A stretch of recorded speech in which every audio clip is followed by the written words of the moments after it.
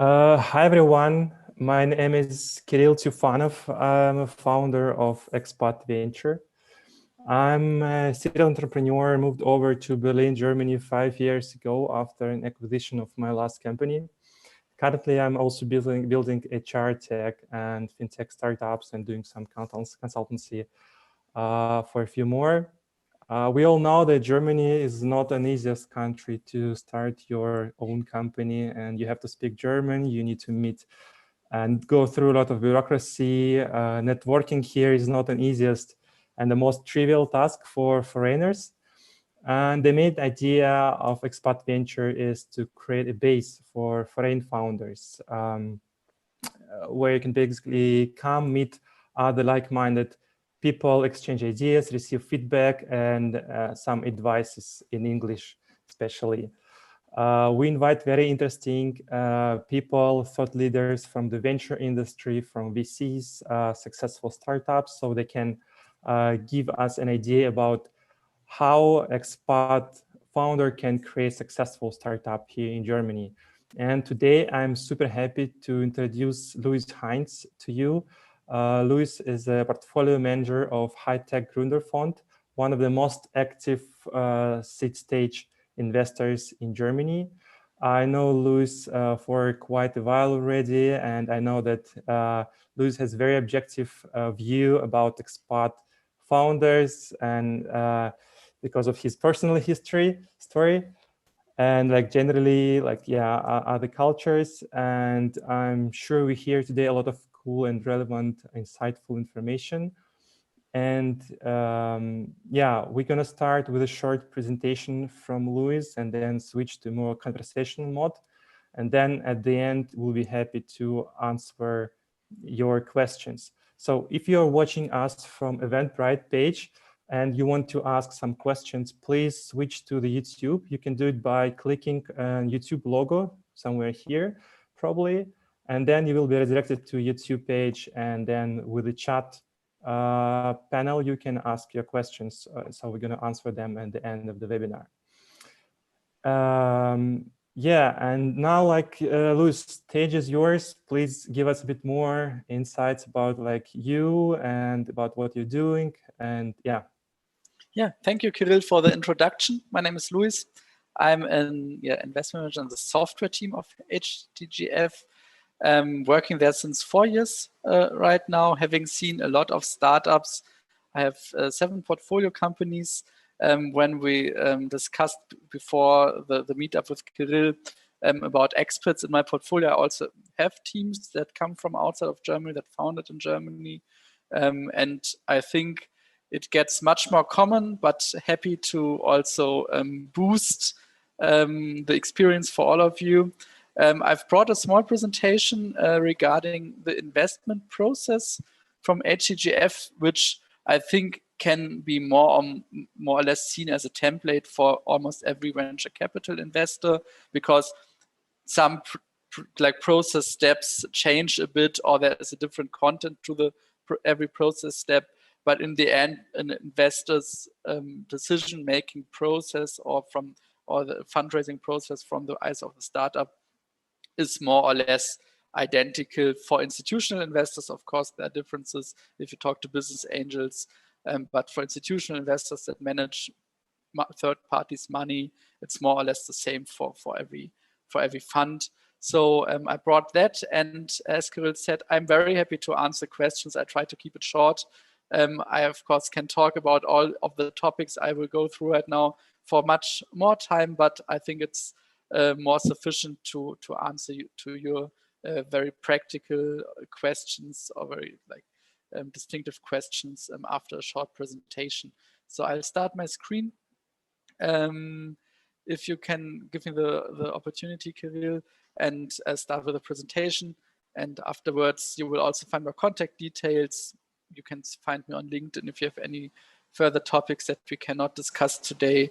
So I'm trying to answer your questions. And if you have a startup and fundraising, of course, that's where I'm best at.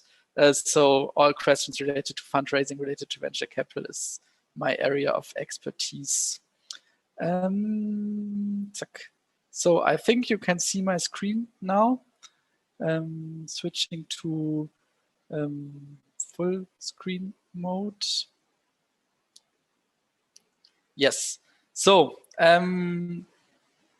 we are the most active seed investor in Germany for sure, maybe even in Europe, depending on the sources. Of course, we always like state the sources where we're the most active one in Europe. There are sometimes, depending on the stage, also other numbers. But as a seed investor, investing mainly in Germany, we are the most active one. We have 3 funds, very short. We're investing from a third fund, almost 900 million assets under management. 617 initial investments, of course, countless follow-on financing rounds, and 131 exits. As I said, I have a 7 company portfolio myself, going through all those stages together with them. And yeah, I think we are quite a good address if you want to scale your business in Germany. That's where we're good at. That's where we have a strong network, and that's where our investment focus lies. Here to quickly walk you through where we invest early stage. Usually there's very first revenue. Usually there are a lot of costs. That's why you need venture capital to build a product, to get to a stage where you can do more significant revenues. And that's where we invest. Usually we are the first institutional investor, often having business angels in the startups we invest in already, but as I said, not an institutional fund. And yeah, hopefully our money helps bridging the gap you see here through the product development, technology development, to get to a point where you can do more significant revenues, where you can start a more systematic marketing, and where mostly you also raise further financing rounds. That's how it usually goes. Some startups get profitable with our investment, but mostly founders have ideas on how to boost growth with more capital. And of course, we're happy to also be part of that. The main topic of my presentation today will be the investment process. I've brought a typical investment process here in that slide, and I will go through the stages and showing what are criteria where we say, okay, that sounds interesting. We'll go into a deeper discussion. Always say, okay, that's maybe something that lowers our interest or is even a deal breaker. So for every stage, I will have a slide, or for almost every stage, a bit of self-marketing, although it's in German, though. I had a presentation about mistakes that have been done even before fundraising. So before you enter that stage, it's on YouTube at our HTGF channel. But as I said, unfortunately in German.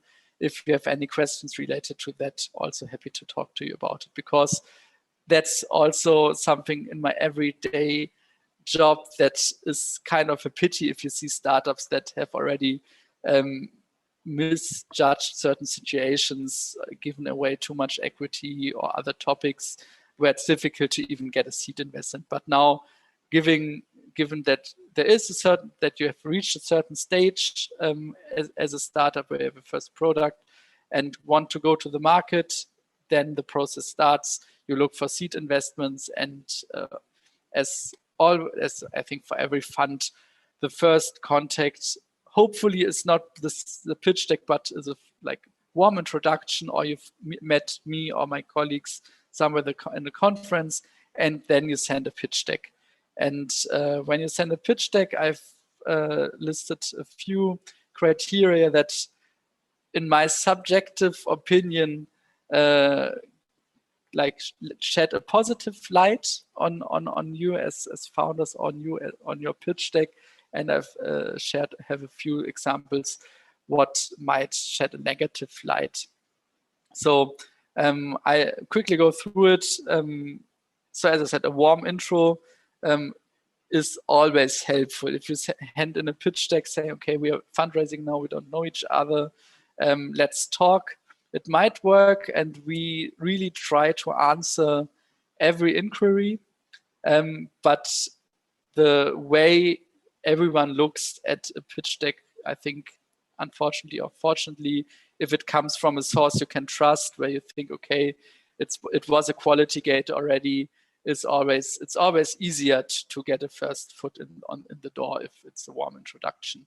The pitch deck should have a clear structure, but I mean, that's already a no-brainer because you can find pitch deck structures all over the internet. So if you do not completely misjudge the situation, you will have a clear structure.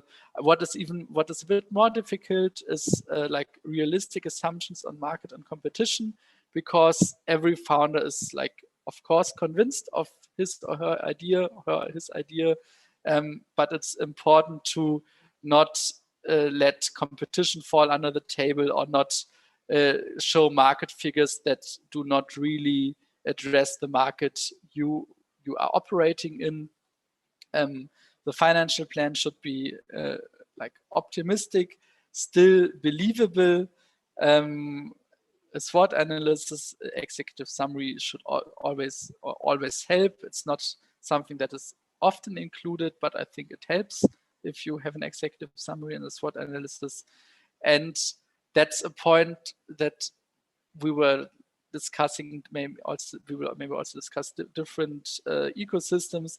In Germany, very often a strong vision is missing in the pitch decks, but of course it's something you should have, even if it's far along the road. So often pitch decks in Germany focus on a problem, on the solution, on the first use case, on how you want to roll out the use case, on how you maybe scale to 20, 30, 40 million in revenue. But often like the big picture is missing in seed decks. And I find it very important to see that the founder, or I use founder like gender neutral, that the founder has an idea on where she or he stands in the end, and how to build a really large company, not 30, 40 million, but larger. And I have a few examples on the market topic as well.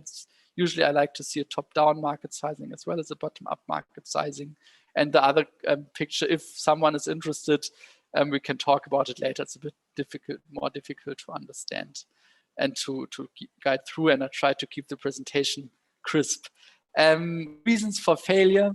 In pitch decks, pitch decks, as I've been working for HTGF for 4 years, they for sure have gotten better. That's my very subjective understanding. They got more crisp, more to the point, but often I still see pitch decks that are very text heavy. And a pitch deck should be self-explanatory. And the beauty of a pitch deck is that for an investor, it's like very short and very on the point description of the company. And it forces you as founders to really think, what are the most important messages I want to bring over? And this function falls apart if you like write down everything in your pitch deck. So a pitch deck should be on the point, crisp, not too much text, just as much as it's needed to bring over the main messages on every slide. What also often happens is that obvious issues of a model, like when you work in a venture capital firm and you see a lot of startups, you often get an idea from the market, from the business model, from the customers a startup faces, what most probably are like difficulties when going to the market. And if you leave those out completely, for example, very high customer acquisition costs, very long sales cycles, and how you want to address them, that's of course not good. Long pitch decks also not good. Fixed deal terms, that's very subjective. I see VCs that say they like if there's already valuation expectation in the pitch deck. If I was a founder, I would not do it. I would not write in my pitch deck, we want to raise 1 million and the pre-money valuation is 3 million and we give away 25%. I would not do it because it's very seldom that you meet the golden point, kind of. Either the investor says, great, that's low, we will not start negotiating. That happens seldom, but it might happen. Or another reaction could be, oh, that's very high. Why is that so? So it's very seldom that it really helps you. I mean, you should have a clear expectation on what the valuation of the round should be, but I would not communicate it proactively in the first deck you send out. Here on, like, I brought a financial planning of one of the startups that it's real planning, so it's not something I've come up with, where the revenue, that's Umsatz in German, scales from 250,000 euros to 150 million in 2 years, and the cost scale from 500,000 to 4.6 million, having a margin of 97%. So that was a reason, honestly, to say no. The idea is good, the team looks okay, but if you come up with such a financial planning, there's obviously something wrong in the assumptions and in the self-prescription on how to scale the startup.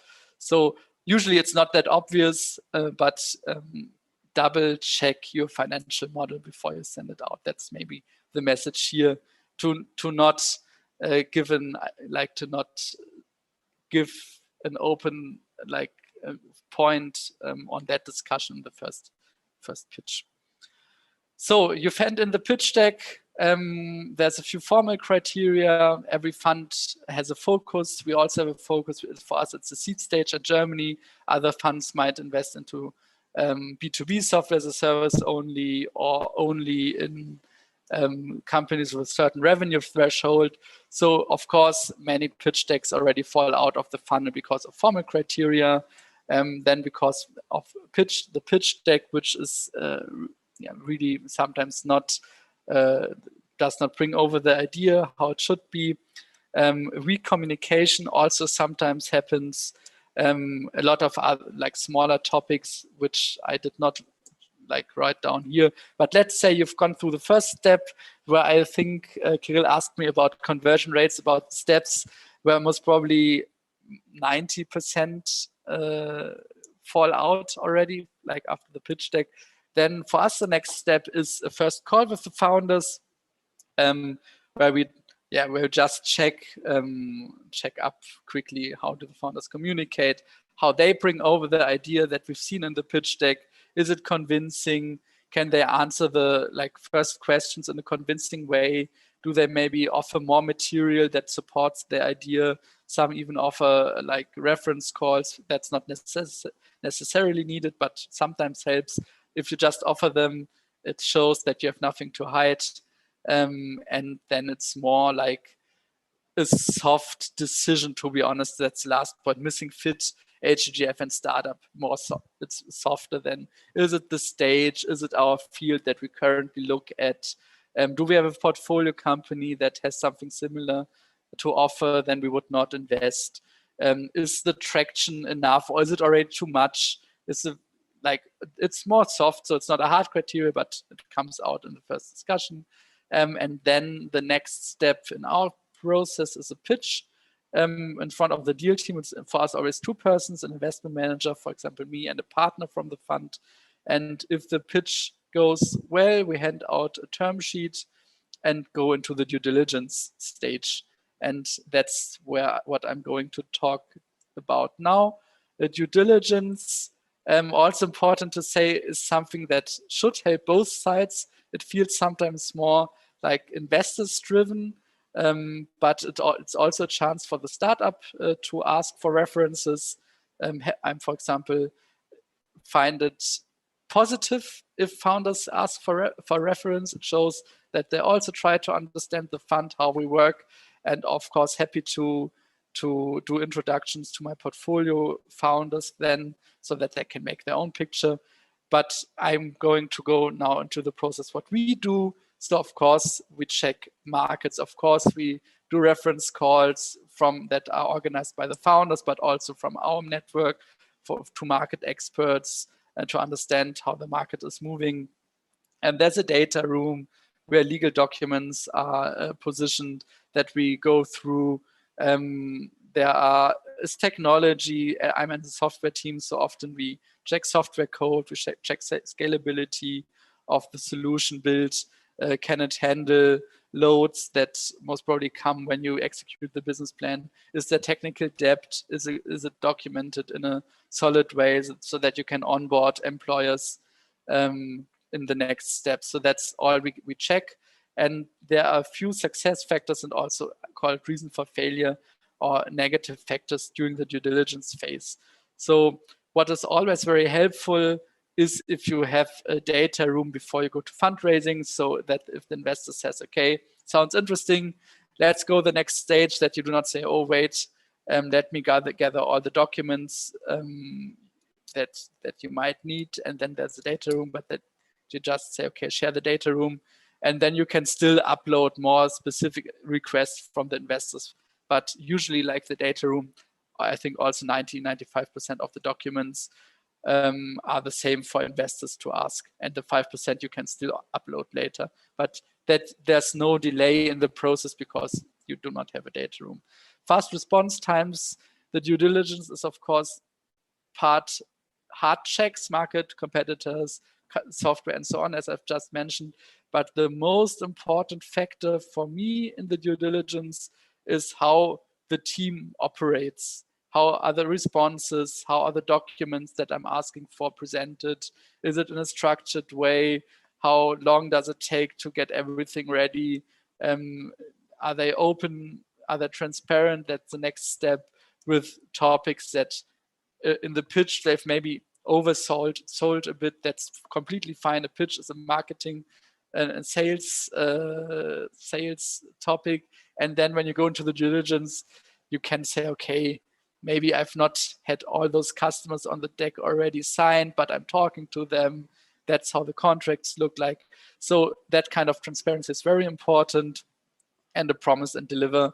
So if you promise something, if you promise a reference call, then you should deliver. If you promise to have the document uploaded that we requested, then you should, by Friday this week, then should be there.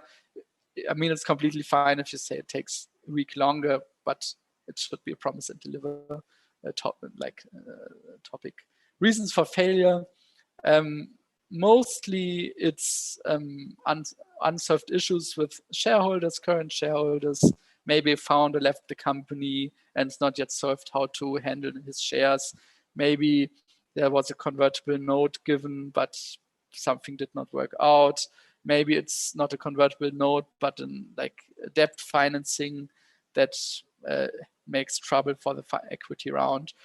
Maybe next topic, the ownership of the software is not completely clear. Maybe it was developed by a freelancer who did not give all the rights to the startups to use the software. That's something we see from time to time. We also often do an open source check. Maybe open source software is used under a license that cannot be continued using if you now commercialize in a strong way. Maybe there's a lot of technical debt. Maybe the reference calls that we do internally. We also sometimes do reference calls regarding the founders, or we know the founders from the network or know someone who knows them. Maybe they do not go as planned. That could all be reasons in the due diligence phase. So not talking about contract negotiation, but purely the due diligence phase that might lead to breaking up the process, or longer discussions, or a process that just takes a lot longer. That may also be the result. So going back to the process, when we hand out a term sheet and go into the due diligence, I think it's like in my experience, I think maybe 10–15% drop off. So it's more a confirmatory due diligence usually, because it's a seed stage. It's not that there are tons of documents and stuff to review there. So if we hand out a term sheet, we want to do the investment, and it's just a confirmation that everything is correct. So the drop-off rate is pretty low in that stage, from the term sheet to the investment committee. And from the investment committee to, I forgot the T, contract negotiation and signing closing, I think also maybe 10–15% drop out. I've written down the reasons here. Usually it's, oh no, I even have them here, even better. So usually it is because you cannot agree on terms, and that's completely fine. it happens, but there are a few things that you can try to not do wrong. That's why I've written them down here. So I think it's very important, and in Berlin it's easier than if in other parts of Germany, because there are a lot of founders out here. Usually if you can go to meetups, it's easy to meet people that already negotiated contracts with venture capital firms. So do your research, what is industry standard and what not, because like, for example, we have a very standardized contract framework, and there are just clauses out there that we do not negotiate because they're important for our business model. And if you see those clauses and you do not understand that those clauses are standard, every venture capital firm has them, and you start negotiating on them, it will be just very tiring and not successful.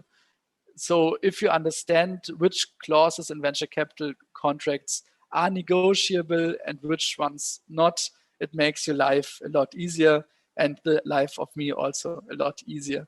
And then, of course, next topic, the question, okay, which points are really important of the negotiable ones?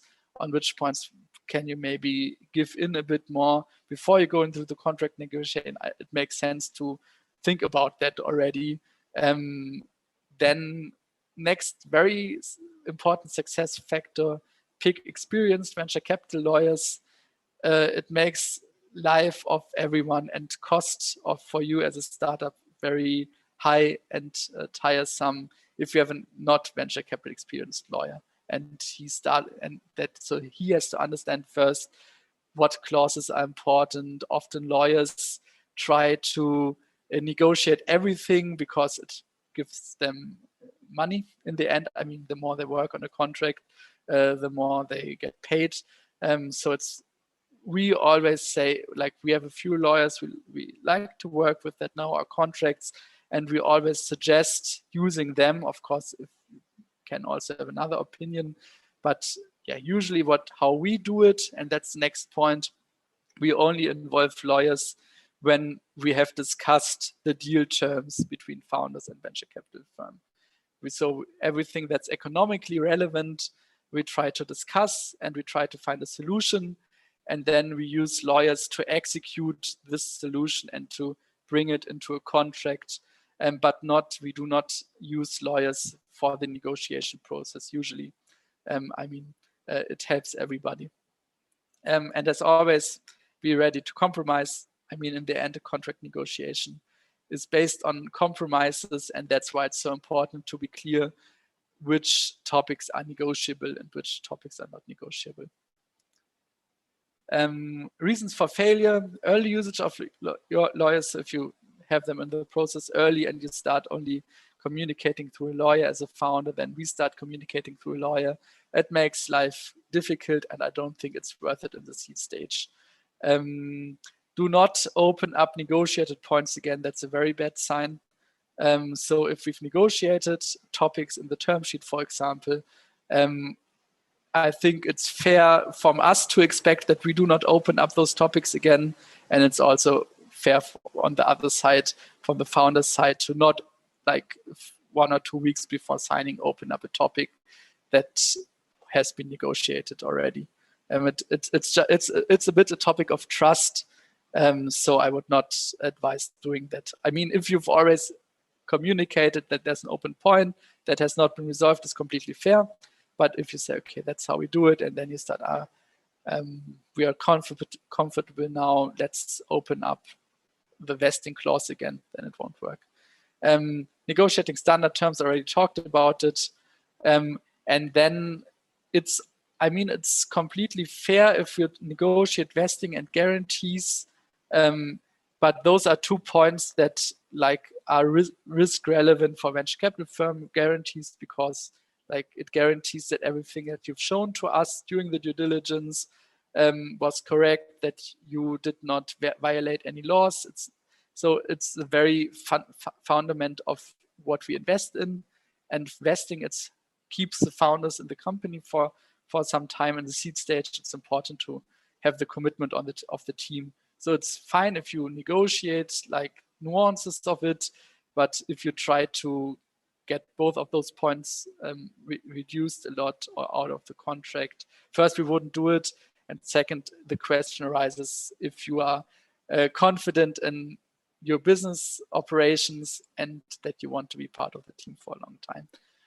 And the last point, high salaries. It sometimes happens, especially for more seasoned founders that have been working in the industry for quite some time, that start a startup, then that think that it's correct to ask for the same salaries that they have been receiving. It's a very negative sign. So we usually do not invest then. There are a lot of, also from Point 9 and from other sources, salary calculators out there, where you can check, okay, how much salary is okay in which stage, with which funding amounts, with kids, with mortgages maybe out there that you have to pay. I mean, it's not our goal to have you in a state of anxiety that you can pay your bills, but everyone should be on the same page that the more money you have for operations, for marketing, for building the product, the better for the founders and for the venture capital firm to increase the value of the overall entity and not optimize on salaries. Yes, that's it already. Yeah, so I'm happy to, it took me longer than I wanted, but happy to answer your question. That's my contact details. Just write me if you have anything on your mind. Thanks, Louis. Yeah, it was super interesting and a lot of information to digest, definitely. Yeah, if anyone like joined after we started, I want to remember that you need to go to YouTube to open a chat panel to ask your questions if you have any. And for now, I have a lot of questions. So, Louis, why do you think Germany is, I mean, not why, let's say, how Germany is different from other European countries in terms of venture capital, and what is the main benefit for the founders, for expat founders to come to Germany to start a business here? Let's start from the top, I mean, and then go deeper. Okay, so I've been only working in Germany as a venture capital firm. So most probably, I would believe that in most European countries there is a more or less like comparable structure of funds out there. I think what makes Germany interesting for expat founders is still, it's a bit like old, but it's still the industry we have.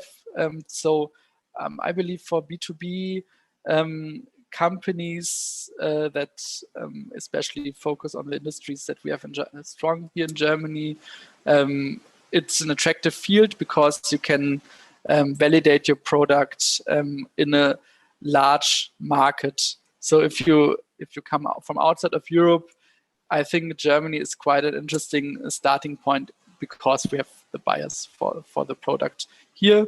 We have a, I think, very well-established venture capital industry here. I hear people complaining about bureaucracy. I was not a founder until today myself, so can't validate how much different it is from other European countries. But also here in Berlin, for example, we have institutions like Berlin Partners that are starting points if you have questions. And I think in Berlin, we have quite, I'm based here, quite a good ecosystem of startups and founders that can also help you and are willing to help also. And like English is completely like established here as a language that most people talk. So I think that's reasons for Germany. And actually, yeah, I saw in your presentation, I know that HTGF Fund is partnering with a lot of corporates, like large companies. Are they like your venture partners? Are they investing, or you have direct connection to them? So how is it relevant to startups? So HTGF Fund is a public-private partnership. We have public investment and we have private investment, and the private investment comes from the corporates that you've seen. So 34 corporates invested into our fund, and the investment rationale often is to get into touch with the startup ecosystem, to see startups, to see rising technologies, to partner up, maybe even to invest or to buy them in a later stage. That's nothing that has to be, but what we bring as a value to our limited partners and to our founders, as well as, of course, the connection to those logos that you've seen on the slides, different industries, different size, and all of them are forward-thinking, innovation-driven. Otherwise, they would not have invested into our fund. Cool. And like you mentioned at the beginning that you showed the graph where you showed that the seed stage startups actually are not required to have revenue. From my experience, usually it's a bit different. So when I was contacting investors, even at pre-seed stage, everyone wanted to see revenue and not only technology. So can you elaborate a bit here? Yes, sure. Like, to be honest, we also like to see revenue. We've done investments without revenue, and I think you have to differentiate. I mean, now at HTGF perspective, we differentiate between the question how much investment has to be done into the technology to get to a revenue stage. For example, like if you say, okay, the investment is very high, it's maybe a quantum computing startup. It's clear that they need a lot of research, a lot of technology development, and thus a lot of funds to even get to a stage where they can do a pilot project, not even saying they get systematic product revenues. So there we also invest without revenue because we say, okay, otherwise they won't even get to a stage to come to revenues. So in we have a hardware team. When there's a lot of investment needed, we do not need revenues. We have a life science team. They also do pharma drug development. They also never have revenues when they invest. And then there's the software team where I'm working in. And often for software companies, it's easier to get to an MVP stage and to get to a first revenue base because, if on the completely other side, if you're an e-commerce store, you buy in shop system, you buy a bit of inventory, you do a bit of Facebook ads, and then you most probably have a first euro of revenue. So that's the basis of the discussion, and that's where we differentiate. And in a classical software as a service company, we as HTGF, we want to have an MVP, product MVP, and we want to have a first market feedback. And how much market feedback we want really much depends on the technology depth of the startup. So we would not do an e-commerce store, but if we would want to do it, it would have to have significant revenues, systematic marketing channels proven. And on the other hand, if it's really deep tech software, we would be fine with a pilot project from a potential customer in the future. And so that's where we usually differentiate. Mm-hmm. Okay, I see we have already some questions waiting to be answered. And one of them actually is a bit equal to my one. Why are expat founders interesting for you, and what are the difference between expat founders and German founders? I'm also interested in knowing your view on it. So I honestly do not differentiate when I look into the pitch deck. When I get a pitch deck, for me, it's not a decision criteria where the founders come from.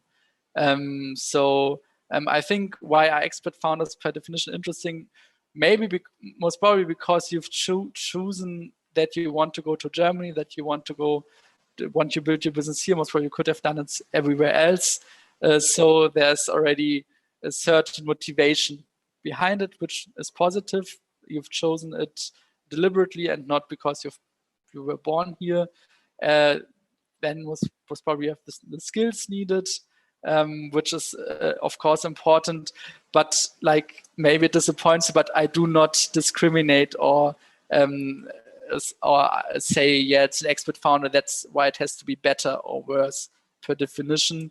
And so it really much depends on you individually. if it's like if it's relevant, that like the founding team of course always is relevant, and then it's your individuality and not the sign that you're an expert founder or a German founder. And what is the bottom line for the founders, like contacting you? Do they need to be already here in Germany? Do they need to have like GmbH, or they can have a technology and contact you from abroad?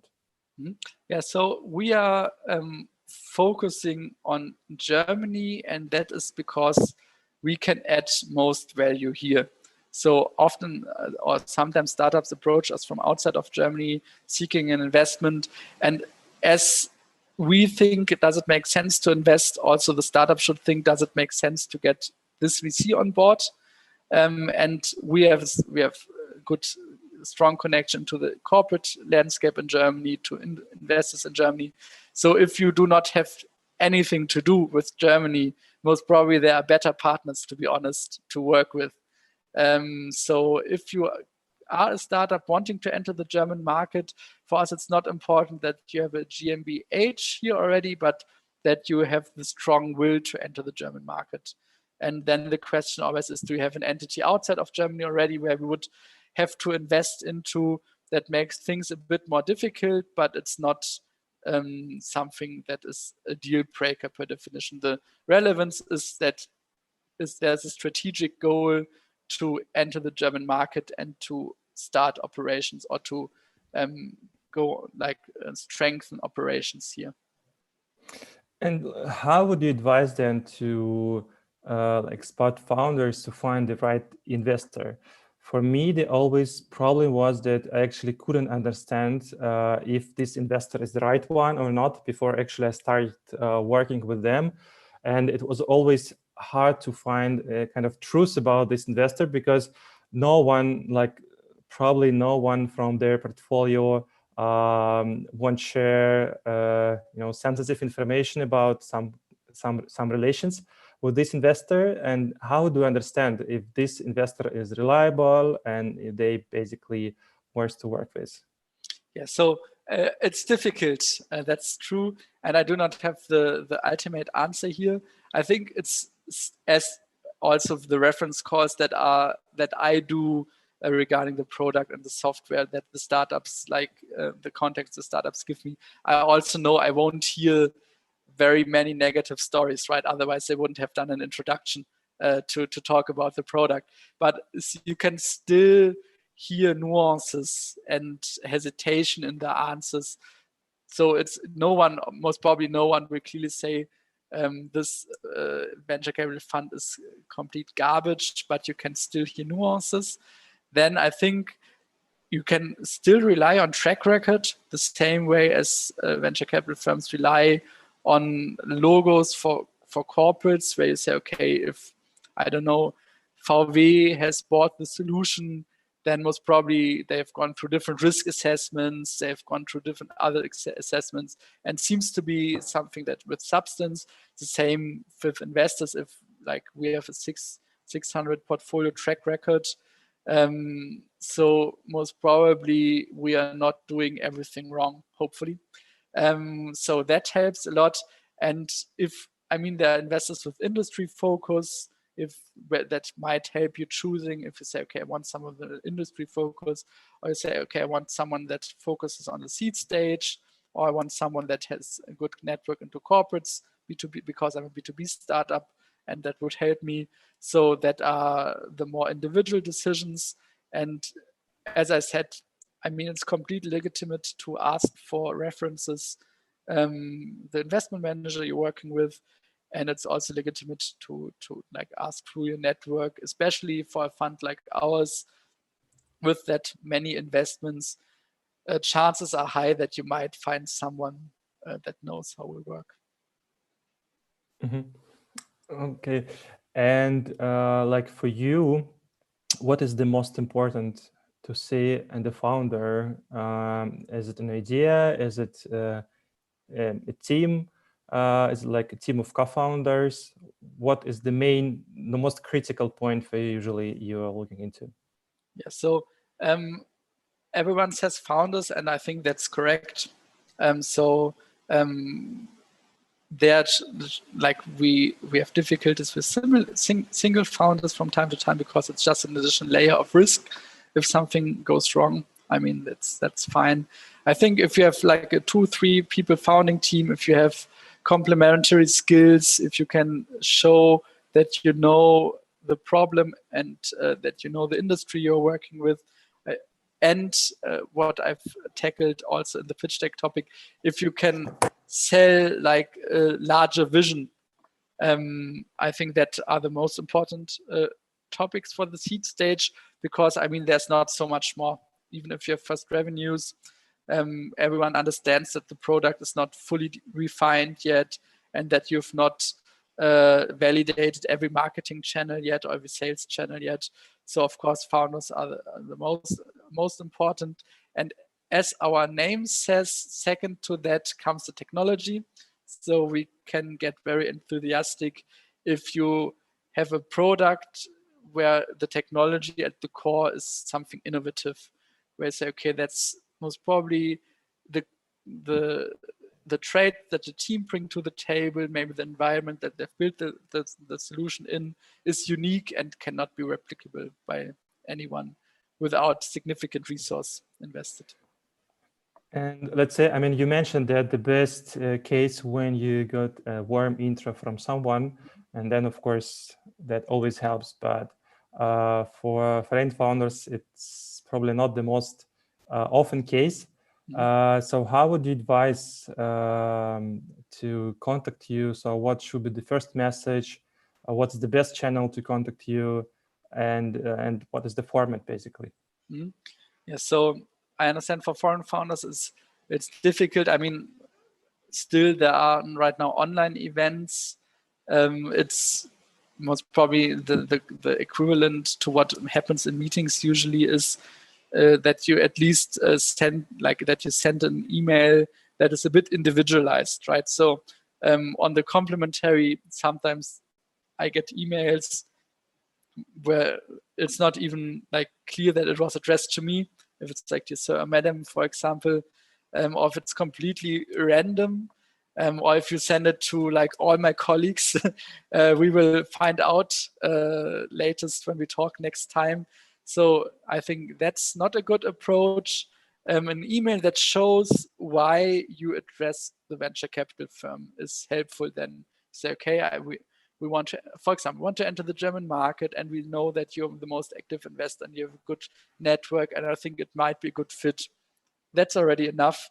If you not just say, okay, we are raising funds, and like the subtext says it's not important who you are or what your fund is doing, but we just need money. If that subtext comes out, it's negative. And if you have a tailored message, I think that's already very much more positive. Yeah. Mm-hmm. Okay, and there is like also the question how much time it takes before you receive the pitch deck or maybe the first message till actually founders can get the money on the bank account. Yeah, so we say it usually takes 2 to 3 months, but it's very closely tied to the question how much money you need as well. We can invest up to 1 million in the first financing round. If your financing round is 2 million, then you need another investor. So by experience, that prolongs the process significantly, because it's very seldom that 2 investors that you need for closing the round start in the exact same time and are through the process at the exact same time.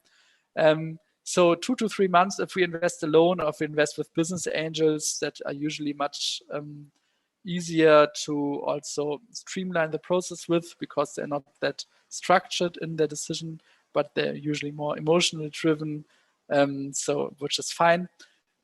So that's easier then.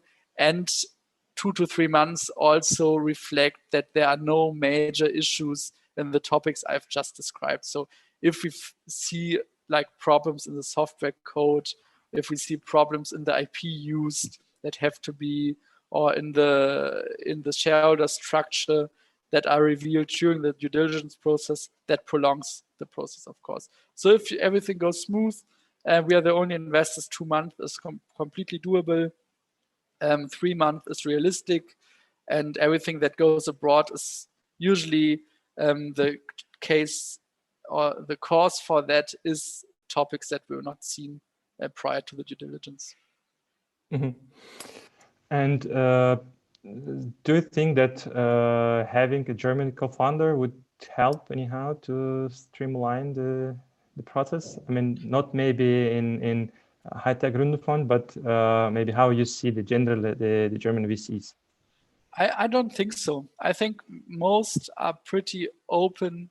I mean, the German market, especially the SMEs in Germany, many still talk German. So if that's your target group, then most probably the question will arise, how will you do sales if no one speaks German? And that should be a question that is not asked by the investor first, but you most probably should have asked it yourself already. If that is the case, then it of course helps to have a German co-founder, but it not helps per se to have a German co-founder to raise money in Germany. I don't think so. Mm-hmm. And then maybe, so how should founder negotiate the valuation with a VC? Because I mean, we always all want to, or at least count that our startup worth at least $1 billion, right? But VC sometimes think that it's a bit lower. So what is the right tactic, or like the right tone, let's say, to talk to the VC regarding valuation? Yeah, so first, I think it makes sense to always talk to other founders as well, right? To get an idea, because like if you just read the headlines of newspapers, I think the view on valuations gets flawed, because I mean, it wouldn't be a headline if it would be not exceptional if a startup raises on a 20 million valuation in the seed stage. So that's not normal. That's something, that's why it's in the headline, because it's not normal. So I think you should have an idea by talking to other founders. And what is like my personal advice, do not only optimize for valuation. I always tell the founders, we can pay every valuation you want, but then there are liquidation preferences that are very strict and work against you, or there's a dilution protection that is very strict, or a combination of both, or milestones that are difficult to reach where the valuation will go down. So as a venture capital fund, there are very many instruments where we can mitigate risks of high valuations that will not help anybody in the end. I mean, also for us, it won't help to have paid a very high valuation, and then there's a washout round or down round because the next investor will not pay the same valuation. So when I talk to founders, I try, and usually it works, to give the understanding on how the different terms in the contract work together to get a fair picture for everyone. And I mean, another misperception is that a venture capital firm only optimizes for valuation. I mean, if I would do that, I would try to, for example, like if we invest 1 million and I would say, okay, the valuation is 1 million, we would get 50% of the shares from the founders. That's nothing we will ever do, because we want to build a sustainable business. We try to get like between 10 and 20% of equity in the first financing round, sometimes a bit more, sometimes a bit less, but that's like the average. We will not try to fully dilute founders in the seed round. So I think do your research, and how we do the valuation. We see a lot of startups every year, and it's also, I mean, there are no numbers that we base evaluation on in the seed stage. It's difficult, but we have a good feeling on what is more or less fair. And of course, we optimize a bit for valuation, but without the goal to diluting the founders too much. And my optimization usually is to find fair terms, because the follow-on financing round, they will see the contracts, they will see participating liquidation preferences and strong dilution protections. They will just do the same. So where they will never get out of the contracts again, the hard clauses. So try in the seed clause to get a very friendly contract regarding those terms, because the other investors will add on top of that in the next rounds. Mm-hmm. And we having like the last minutes of this conversation, so maybe some a few important questions for Expat founders.